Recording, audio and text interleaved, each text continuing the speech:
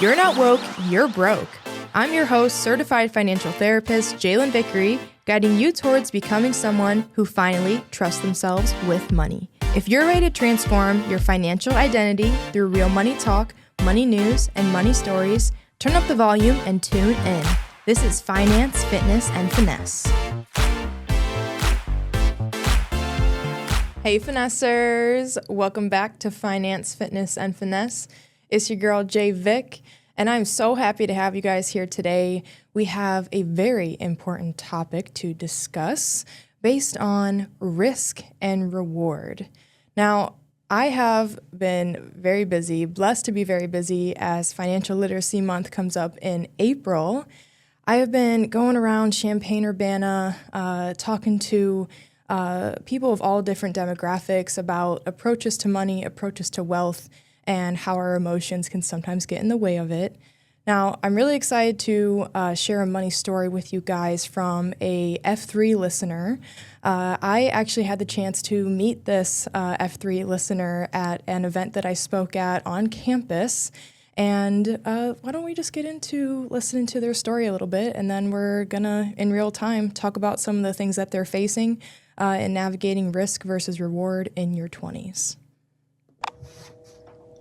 Basically, my story is I was a undergrad in communications for 4 years, and then I transferred into the Masters of Accounting my fifth year. My program is 3 semesters long, and within 2 semesters of my program, I turned probably like $1,200 into like $3,000, making my own methods of what stocks to invest into and what current geopolitical events are going on right now in order to take risks that are positive and that benefit me. I'm going to keep this video a lot shorter because it can only handle a certain amount of memory, but that's basically my story, and I wanted to see how my methods compare to how you feel about financial literacy and, if they're good or not. Thank you so much to that finesser for sharing your money story. For anyone who wants to share a question, share their story around what your interaction with money has been like so we can talk about it in real time on the show. One of the values of Finance, Fitness, and Finesse is using real life stories, real money stories, real people to connect because you're not alone in whatever you're navigating, right? And, with this finesser, this graduate student at U of I in accounting, right, he mentioned that he recently became successful with the stock market, not an extreme amount of profit, but, hey, still recognizable that there has been growth, right? And who wouldn't be excited to see your money growing? I know that I would be, and I was when I first started to see my investments start to grow. Now, and I'm taking a look here at the information that this finesser submitted when he plugged in his money story for us. And the question that this finesser had was, what are the qualifications for good versus bad risk? Wowza, that is a great question. And when we think about risk, the first thing that comes to mind for me that I believe is important to share is that risk comes in many forms, right? I mean, it goes way beyond our money. It feels like sometimes when we walk outside these days, you're just taking a risk. But there's risk with our health. There's risk with the decisions that we make and the pursuit of our career, which is all correlated with money. I mean, that's why our health is our wealth at the end of the day. Now, when we think about navigating what makes an investment, be it time, money, and emotional investment, what qualifies as good versus bad risk? Well, the first thing to identify, again, is that we all are taking risks every single day that we are alive on this planet, right? So you have a higher risk tolerance than what you give yourself credit for. With this listener, right, he was talking about how the first risk, at least that I identified in listening to the story that was just shared, is that he made a change with what he was studying, right? So before he even made a change with what he was doing with his money to grow, he took a risk in making a shift, a turning point in regards to the pursuit of his career.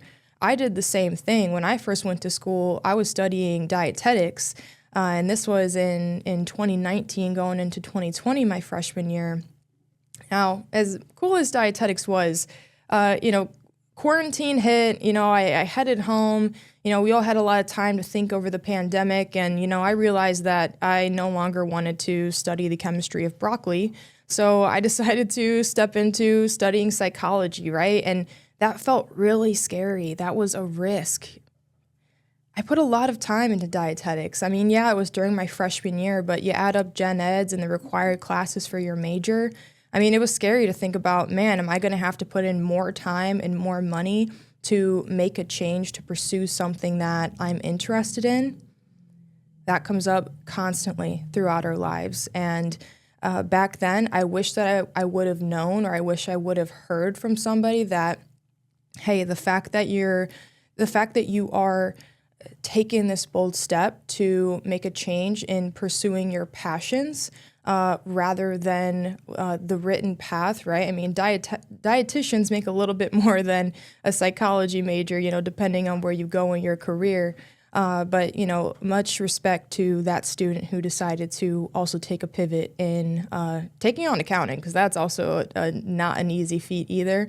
But it is very much needed, especially accountants of diverse demographics and backgrounds as well. So first risk that you took was stepping towards, into a field that is definitely challenging, and then also moving into graduate school, right? Not a lot of graduate programs have as much funding aid as your bachelor's degrees, right? Okay, so moving into this investment that this student has made in the stock market. First, I'm gonna get a little sip of water. Make sure you guys are staying hydrated, first of all.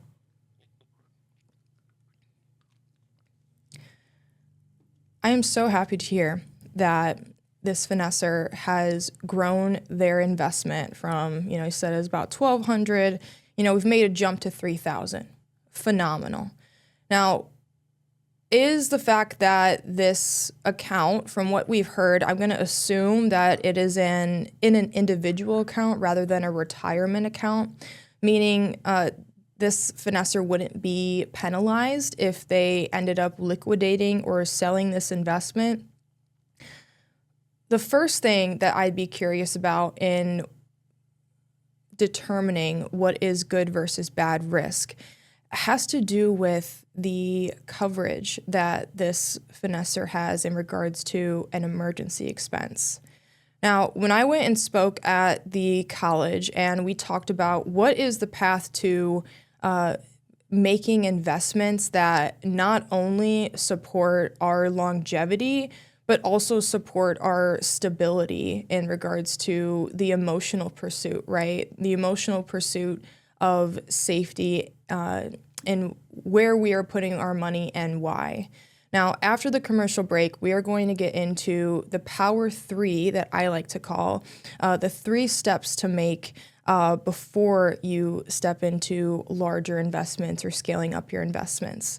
And keep in mind, guys, this is a lifelong learning community. I am a finesser in my 20s right along with you guys, and we're all learning together. So anything that is discussed on this podcast is for conversational purposes only, and I'm looking forward to telling you guys about the big 3 in your investments after the break.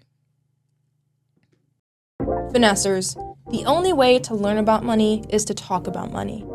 Money feels out of control for the majority of people right now. But if you're here listening to the F3 show, you're not trying to be the majority.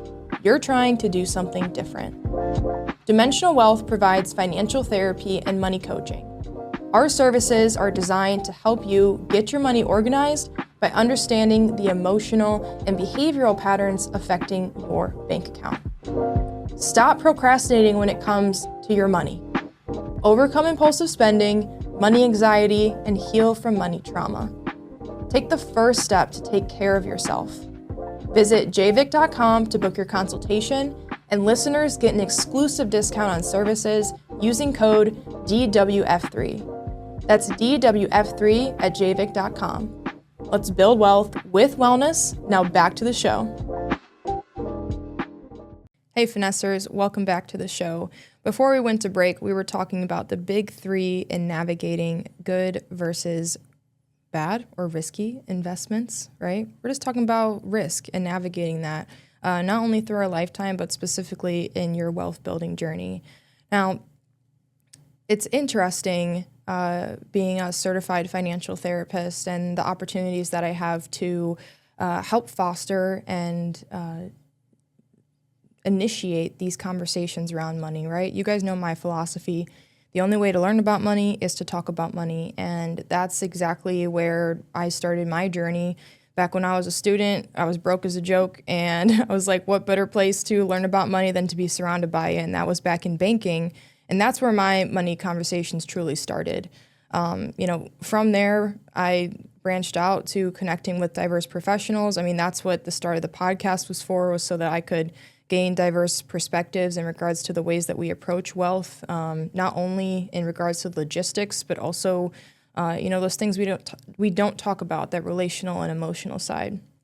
So all that to say, what I'm about to share with you guys in regards to what I consider the big three before you step into the next levels, elevated tiers of investing, so to speak, that are on my bucket list to eventually invest in. I just want to tell a little bit about what my journey is, and this is what I also share with the classes I speak at, be it youth to college students, adults. I mean, these conversations can transcend through all ages. So the big three, right? An important statistic to know is that 4 out of 10 Americans cannot afford a $400 emergency expense.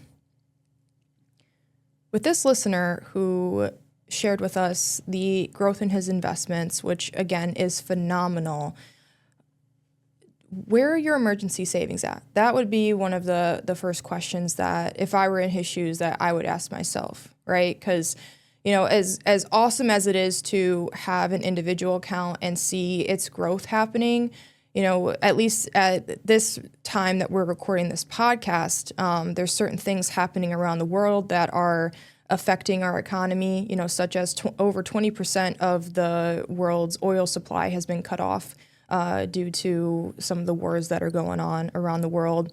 That's why our gas prices go up, food goes up. I mean, when oil gets cut off around the world, that's what causes our everything having to do with transportation spike, right? Another thing that you may notice when certain headlines hit is you're probably seeing headlines around stock market crashes. And it's interesting because the stock market is more determined by emotions than the actual movement of money, right? The consumer plays on emotions to make their decisions before actual events happen. And that has to do with our negativity bias as human beings as well, correlated with our survival instincts around money, because money is the very resource that we utilize for survival now.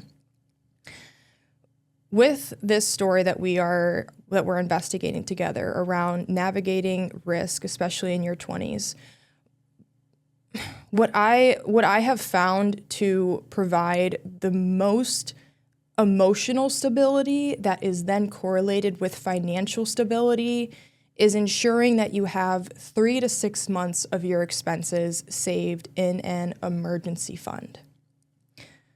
Now, where's some of the best places to put your emergency fund? Well, I mean, that's another element of risk, right? Because, you may be like, oh, I just don't know how to take risks with my money. Well, keeping your money stuffed under a mattress or just sitting in the same brick and mortar bank over the course of your lifetime, you're actually taking a risk because your dollar is losing its value due to inflation.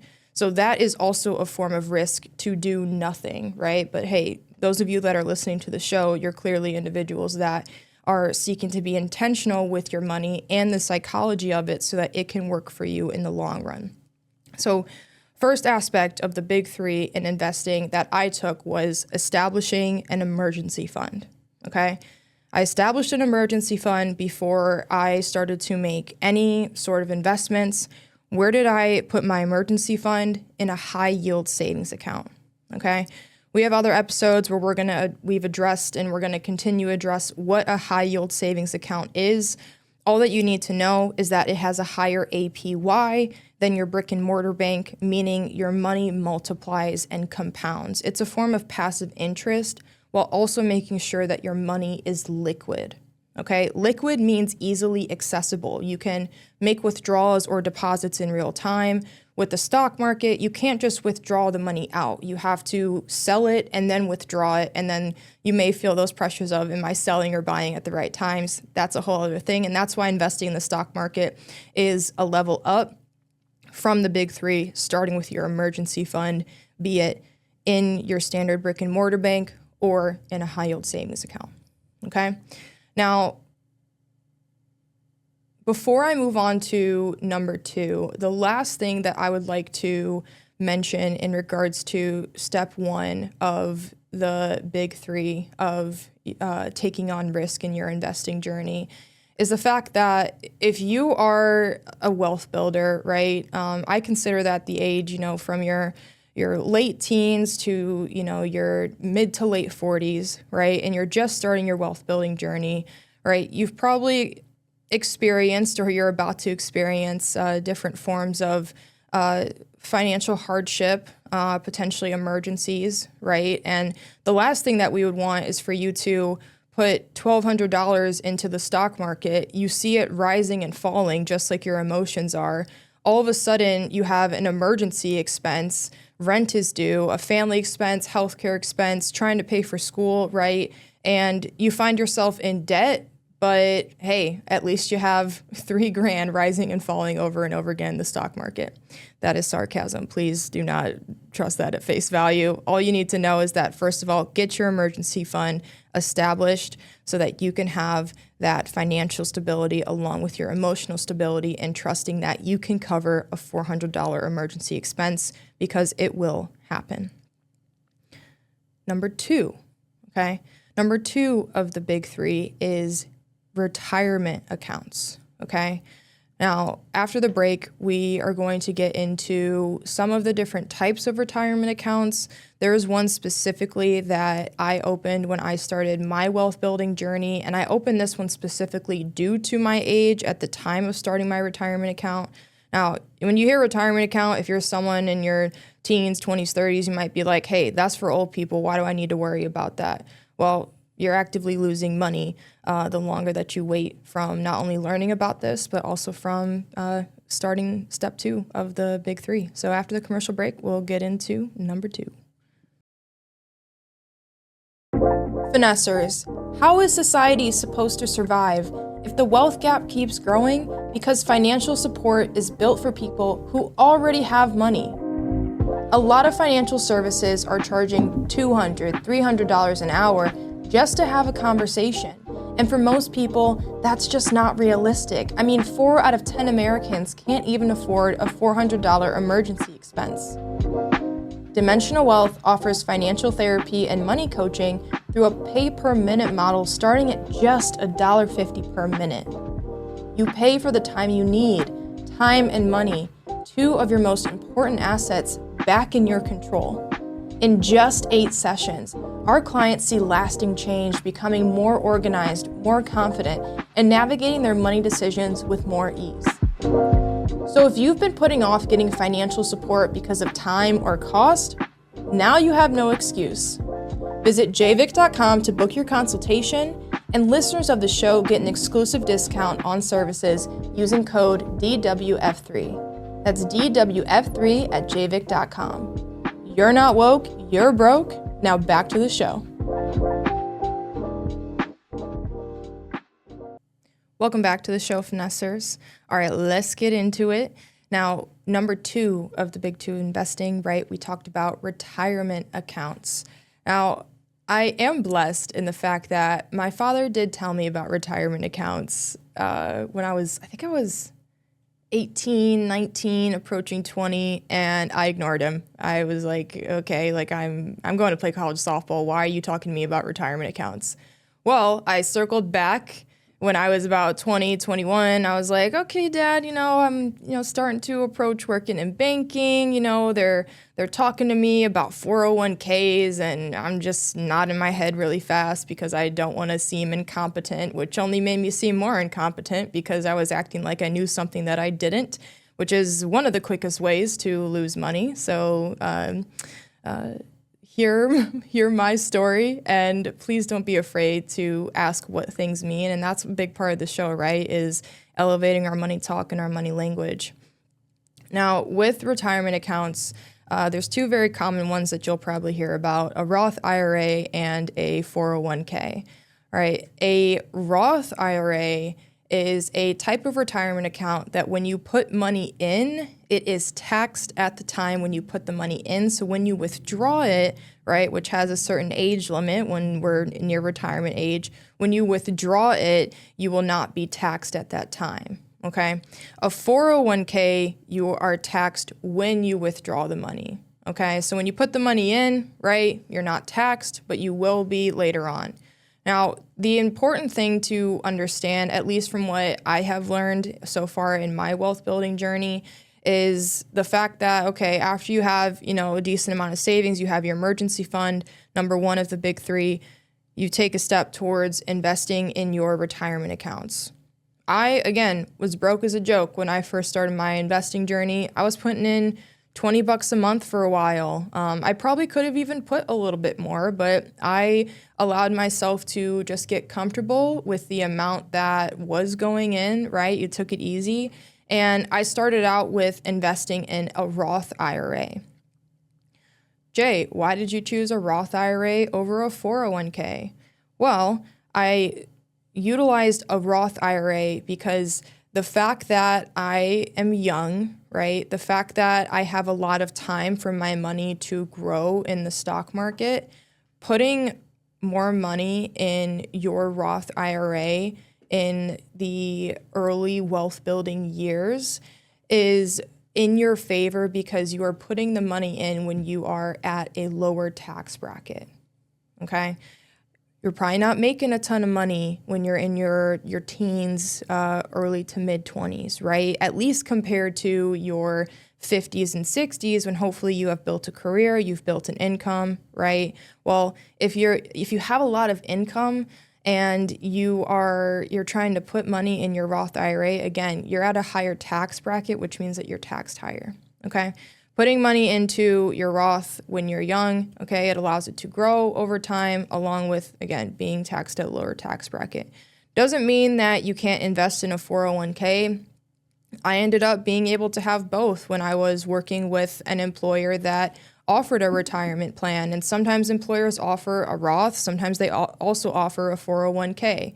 Again, in my wealth building journey, I have learned that being young, a Roth is a bit more in your favor. And then, as your income grows, then you can bring in a 401k into the picture if need be. You don't have to have both, though. Something that I like to also briefly mention when it comes to retirement accounts with the employer, be sure to inquire, or at least make sure your ears are on if they mention something like a company match. What is a company match? Well, if your employer says, hey, Jay, if you put in, 5% of your paycheck, we will match you up to 5%. Okay, and that's just an example. Some different employers have different plans in regards to the ways that they match the funds that you put in. But basically, a company match, it's free money. Okay, free money. Take advantage of that, or you are leaving money on the table. Okay. So in regards to good versus bad risk, right? If we're going back to the money story of the Finesser who decided to contribute their question around how am I navigating good versus bad risk in regards to this investment? Well, number one, do you have an emergency fund? Okay. Is it nearing 3 to 6 months of your living expenses, right? And we're talking necessities. What's your average grocery bill, rent? Do you have a car? Things like that. What are the things that you need to get by, the necessities? That is what you would put into your emergency fund in regards to building 3 to 6 months of expenses. Okay, so that's number one. Number two, are your retirement accounts set up? okay? Be it a Roth IRA or a 401k, depending on your options as an employer, along with what age that you're at as well. Number 3, okay? Number 3 of the big 3, right? So this is where we can get, a bit creative with it, right? I mean, and this is an example of, the big 3 that has worked really well for me in regards to my wealth building journey, which is, after my emergency fund is set up and funded real good, after I'm feeling really good about the amounts that I'm putting into my Roth IRA, which also something to know, there are limits in regards to how much you can put in your retirement accounts on a yearly basis. They differ based on if you're, well, no, that's going into tax season. We'll save that for another episode.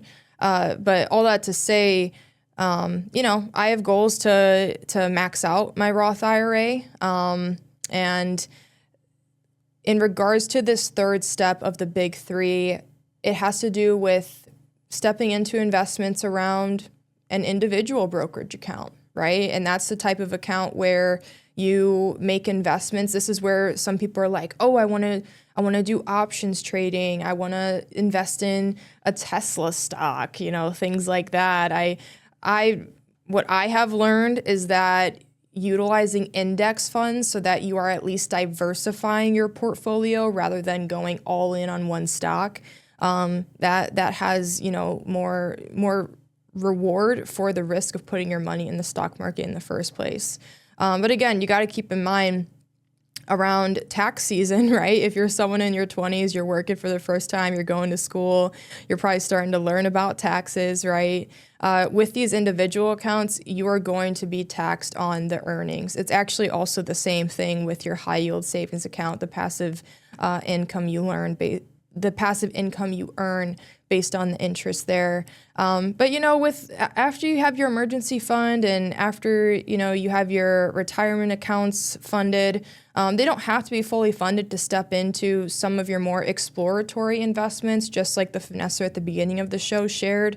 But, it's something that when I started my first individual account, I eat primarily plant-based, and I think I invested like $50 in Beyond Meat, and I have watched that stock go up and down and up and down, and it was also interesting to see the emotional side of, that investment going up and down, because I'd find myself getting super hype, and then I'd also find myself being bummed out when I saw it. And, when you get to the third step of, moving into your investments where you can explore a little bit, whether it's an investment account or an individual account, real estate, investing in a vending machine is another trend that I'm seeing.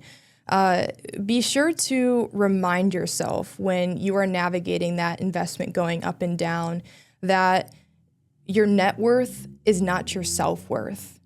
And the performance of money does not determine your capacity to truly build wealth, because true wealth is built on the knowledge of the learning process itself. Thank you guys for tuning into the show today. You're not woke, you're broke, and I'll see you next time. Thank you for tuning in to this episode of Finance, Fitness, and Finesse. If this episode shifted how you think or feel about money, pass it along to someone you care about. Got a real-life money story, question, or discovery? Send it our way at financefitnessfinesse@gmail.com or connect with us on social media. And remember, you're not woke, you're broke.